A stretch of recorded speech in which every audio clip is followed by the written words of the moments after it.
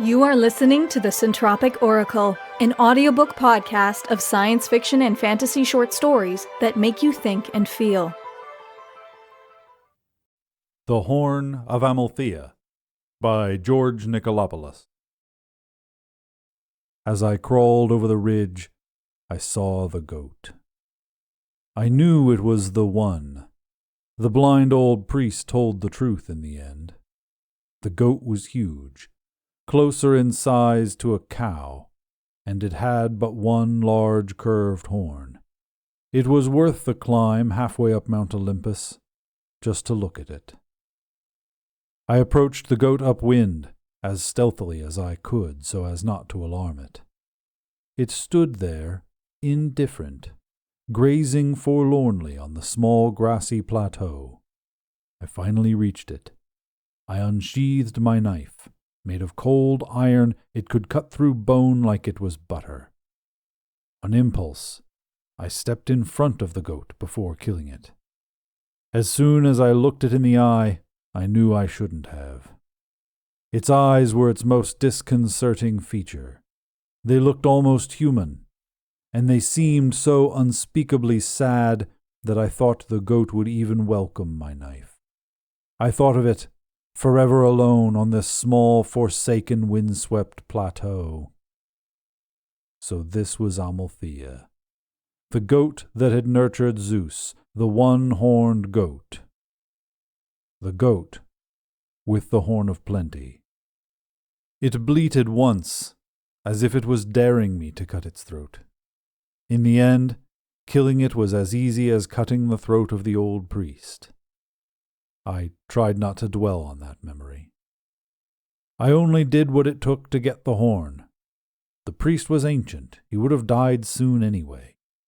As for the goat, well, it was just a goat, and it didn't even seem to mind. If it wasn't a goat, I'd swear it smiled as I killed it. I had a hard time slicing through the horn, but I managed to cut it off cleanly. I held it in my hands reverently. The horn of plenty, my ticket out of poverty, my ticket to riches unimaginable, the horn that would provide for my every need, fulfill my every wish. I stood holding it, and it was just a useless piece of horn. Thankfully, I knew what I had to do to make it work. I skinned the animal with my trusty knife. Then I spread the skin on the grass and knelt upon it. Torturing a priest of Zeus was a grave sin, I knew, but how else could I have learned about the ritual? As the old man had instructed me with his last breath, I placed the horn on my forehead and I cried, "Father of gods, grant me my heart's desire. The horn shall be mine." And I heard a deep, booming voice. "It is done."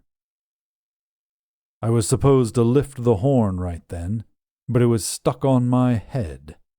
As I tried to pull it off, I somehow became entangled in the goatskin, or the goatskin rose up to entangle me. Only gradually did I realize what was happening to me. But then, there was plenty of time for it to sink in. I've been grazing the tasteless grass of this accursed plateau for centuries.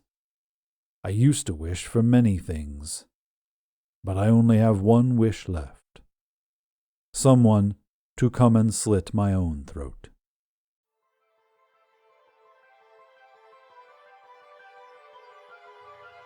We hope you enjoyed The Horn of Amalthea by George Nikolopoulos, read by C.B. Droege. If you'd like to learn more about the author and narrator of this story, or make a donation to them, follow the story page link in the description. Pledge your support to us on Patreon for cool rewards and to help us bring you more stories. If you would like to submit a story for consideration or apply to be a narrator, a link to our submission guidelines is in the description.